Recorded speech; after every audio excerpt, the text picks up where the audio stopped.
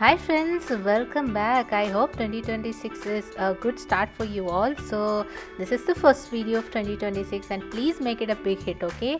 So let's just directly dive into the video. So today's topic is how to build acrylic extension, okay? And other than that, I'm going to show you how to apply the cat eye magnetic polishes. And the special topic today is how to correct a slightly crooked nail. So these are the three topics that I'm going to cover.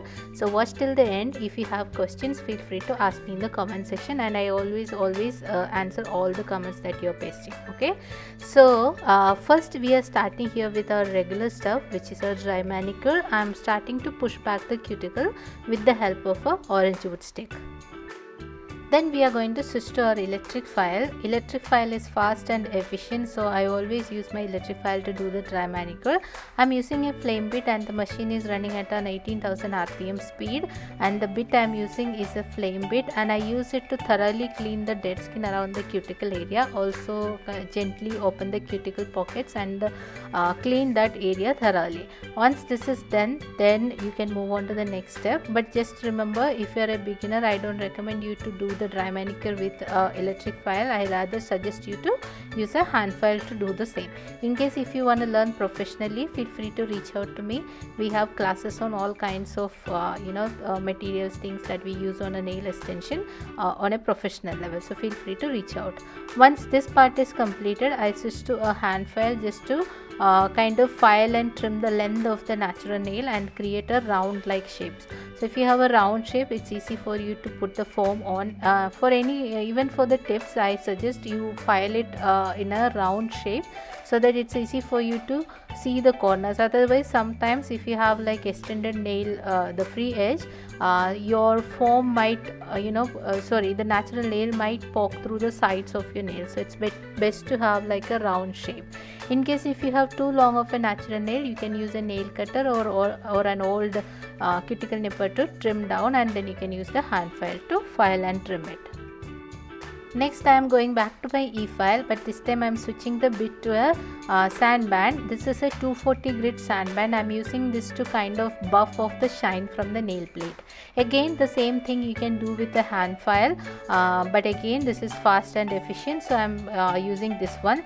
This is a 240 grit, and the speed here, so for the flame bit I said I am using 18,000 rpm, but for this one I am using only 3,000 rpm speed. Okay, just be very gentle, don't put any pressure on to the nails, just be gentle, let the machine do the job for you. Just remove all the shine from the nail plate. Okay, this is very important because if your nails are shiny, then the product is not going to last on over your nail plate. Okay, so just make sure you are buffing off the shine from the nail plate, but at the same time also remember you are not over filing it. These are the two things you have to be very careful about dry manicure. Next, with the help of a cuticle trimmer, I am gently trimming the excess dead skin around here. This is optional actually. I don't do it for all the clients. I only do it when I see dry dead skin around the epinecum area. Otherwise, this is totally optional. You don't have to do it for all the clients. Okay. Once the cuticle trimming is done, it's time for us to clean the nail plate. I'm using lint-free wipe and alcohol to clean the nail plate. Once this is done, then we can move on to the next step, which is to apply dehydrator and primer. Applying a dehydrator is very important because this makes sure there is no oil and moisture on your nail bed, and it temporarily blocks all the oil production or the moisture production for the time being, so that you have a better adhesion between your product and your nail plate. Once the dehydrator is completely done, then you can move on to the next step, which is to apply a primer. I'm using acid-free primer. In case if you have a sweaty client or hyperhidrosis client, you can use a acid primer, but this is a normal situation, so we are using acid-free primer. Just make sure you are not flooding the nails with primer. Even overuse of primer can also cause the lifting. So just make sure you are only applying a very thin layer of primer. Okay, once this is done, then we are going to start with our product application. So So I will be using paper forms. Basically I'm going to sculpt the nail. So this nail is slightly crooked, so what I'm here doing is I'm using a pencil to kind of mark the center of her nails by matching it with the finger bones. Okay, so you don't see it on the camera, but when in the beginning, when we started, this client first time she came to me, we did it the regular way without fixing it, and that nail was slightly tilted, so which was not looking good. And since then we decided we will do proper sculpting, so that we have like a proper straight nail. You don't see that crookedness anymore. So what I'm doing here is I mark the center of the nail, so I'm prepping the foam and I'm making sure wherever the marking is center aligned with my foam. And when you see, you may see the foam slightly tilted. That is totally fine. Once you have the nail sculpted, it will be straight. Okay, so now the foam is done and I'm turning her hands and seeing if it's right or not. And once it's completely fitted rightly, then I'm going to move on to the sculpting part. You can also use your orange wood stick to kind of check the center area to see if it's properly aligned. Okay, so I have my monomer ready, polymer ready, my brush ready. So I'm picking up a bead, putting it at the center of the free edge side of my nails, and then using the brush to kind of move it to the side to the side, and then using the brush to kind of connect the product with the free edge of the natural nails. Okay, so this part is very important. One question I often get from people is, if we are sculpting or we are using a paper form, is this nail gonna break? Okay, so the answer is no, the nails won't break. But if you don't know how to make that free edge connection with the first bead that you're putting on, then it will break. There shouldn't be any gap between the paper foam and your nail plate. Just make sure it's correctly fitted. So, and when you're applying the product, that connection between the free edge and the product has to be like super locked. Okay, there shouldn't be any gap. In case if you see a gap, then you have to use your brush to kind of connect that gap with the product. So I'm taking my time to kind of work through my product, and I'm making sure I have enough thickness, enough length, and I have like a very smooth surface. Once I'm satisfied, then I go move on to the second bead. By any chance, if your first bead is not thick enough, you can always take another bead and then build the thickness. Here I'm happy with the thickness that I built, and I took the second bead and I blended it with the first bead. And if you now see, you don't see a difference between both the beads. They are blended very nicely together. So this is how we should have the acrylic application, and then your filing and shaping will be quite faster because you don't have to really file down the product. Now the third bead, whenever you are applying the cuticle, just make sure you are holding the fingers a little downwards. And second thing is the size of the bead. You don't take too big or too tiny beads. Just see how much space you have, and then you take the bead and then place it a little far from the cuticle, and then let the product move towards the cuticle, and you just do a little bit of assistance using your brush, and your product will be nicely sealed around the cuticle area. And then blend it. Just make sure you have a good apex and your bead is nicely blended. So this is how it looks right after sculpting. In case if you see anything is missing, especially around the growth area, you can always take a tiny bead and make sure that whatever gap that you are seeing or the thickness, you can rebuild it and fill it. Okay, so these are the few things that you have to keep in mind when you are doing a sculpting.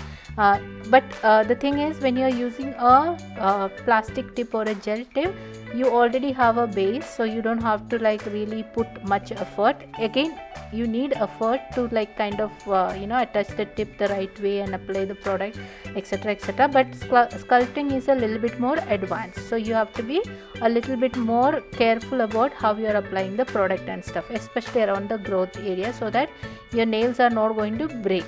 Trust me, I have clients for whom I only do paper foam extension most of the time, because I think the glue and tip and it's too time wasting. So I prefer paper forms. Okay, so sculpting is like my go-to stuff, unless I see some challenges on the natural nails. I don't really go for the tips and glue. Okay, so we are done with the sculpting, and now it's time for us to remove the paper forms and then start filing and shaping. So I'm done the sculpting on all the nails, and this is how it looks like.